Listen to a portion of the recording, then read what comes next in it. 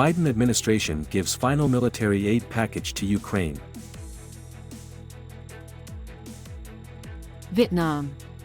Laos signed cooperation agreements worth billions of US dollars. Program Early Spring in the Highlands. You're watching today's news on NTV. My name is Nguyễn Thị Minh Khai and I will be your guide through today's latest update. President Biden's administration has given its final military aid package to Ukraine, unveiling an arms package worth $500 million just days before Donald Trump's return to the White House threatened to upend Western backing for Kyiv.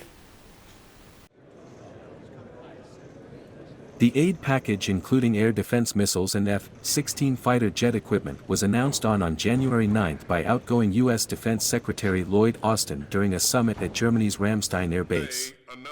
The announcement came as the White House scrambles to impose sanctions on Russia reportedly by week's end.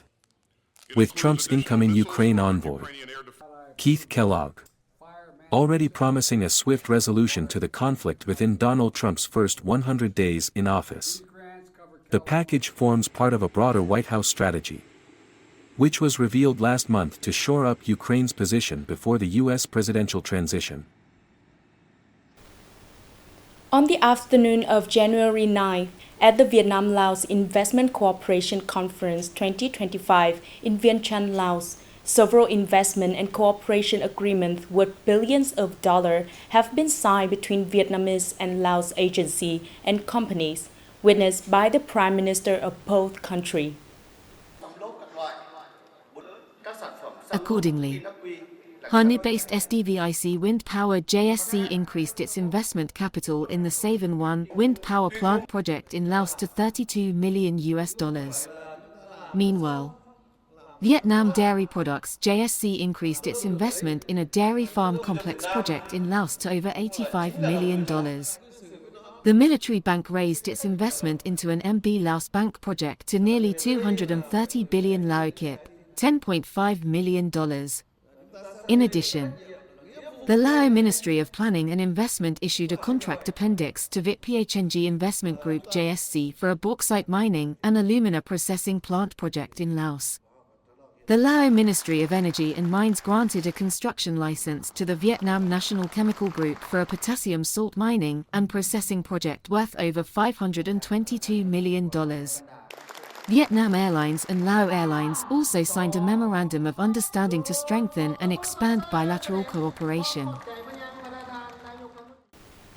The public health official in Japan said that the average weekly number of influenza patients per medical institution had hit a record high.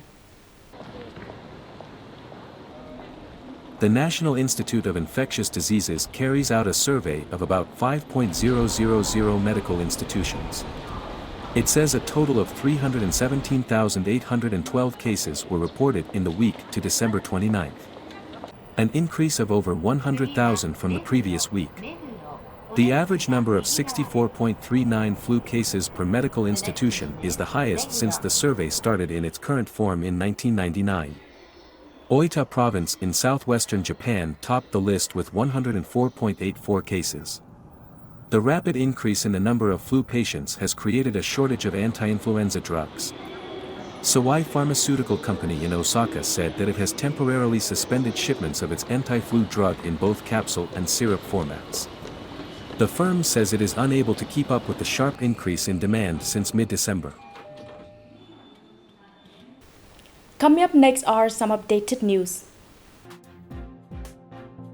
The Singapore-based United Overseas Bank, UOB, has revised its GDP growth forecast for Vietnam in 2025 to 7%, up from the previous projection of 6%.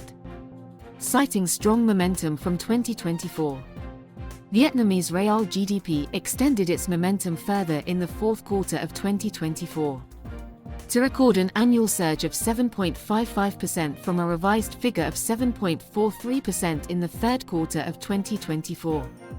With the surprisingly strong performances over the past 3 quarters, The Vietnamese economy expanded by 7.09% in 2024 from 5.1% in 2023. This represents the best showing since the post-COVID rebound of 8.1% in 2022.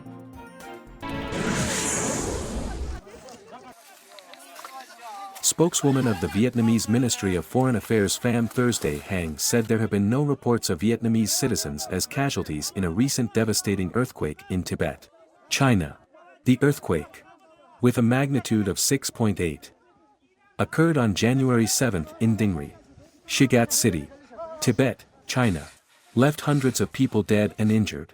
Under the direction of the Ministry of Foreign Affairs, the Vietnamese embassy in China has been working with local authorities to monitor the situation, verify whether any Vietnamese citizens were affected. As of now, there have been no reports of Vietnamese citizens being victims in this earthquake. According to information from the Asian Volleyball Confederation, AVC, Vietnam is set to host the Asian Volleyball Confederation, AVC, Women's Champions League, which is scheduled to be staged from April 20th to April 27th. VTV Bin Diem Long An Club, the winner of the 2024 National Women's Volleyball Championship, will represent the country to compete in the Asian tournament. Besides the AVC Women's Champions League 2025, Vietnam will be the host country of the first stage of the Southeast Asian Women's Volleyball Tournament, CV League. This tournament will be held at Ninh Binh Provincial Gymnasium.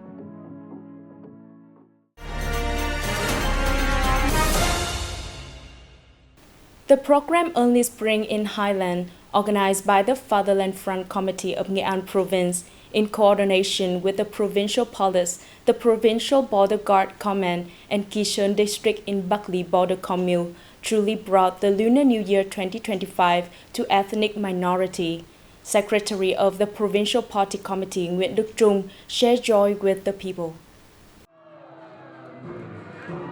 Provincial Party Secretary Nguyen Si Trung participated in con ball throwing, a traditional folk game of local people. Chairman of the Provincial Fatherland Front Committee participated in bamboo dance with the people. Leaders of departments and localities give Tet gifts to the people. The atmosphere of the program, Early Spring in the Highlands, really made a border area of Nghệ An bustling. I don't know what else to say, but thank you for everything. This year, the Provincial Party Secretary personally came to organize Tet Early. This activity is very meaningful. People are looking forward to receiving Tet gifts from the Provincial Party Secretary. This is part of the program, Lam River's Love, Spring at Thai 2025, of Nghệ An Province. The greatest meaning of the program is to spread compassion in the community, promote tradition of solidarity, mutual affection and mutual love of the nation. Join hands to support and help the poor, especially the poor in remote, isolated and border areas.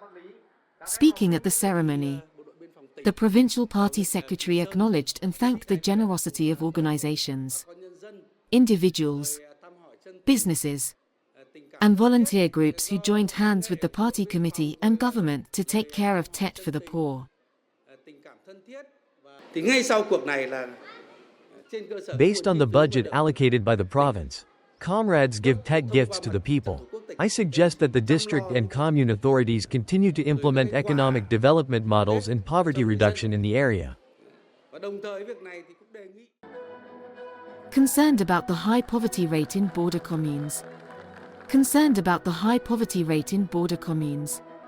The Provincial Party Secretary requested local party committees and authorities to closely coordinate with armed forces in the area to ensure security and order, protect border sovereignty and security, and ensure that people celebrate Tet joyfully, safely. It's time to say goodbye. Thanks for your watching and see you next time.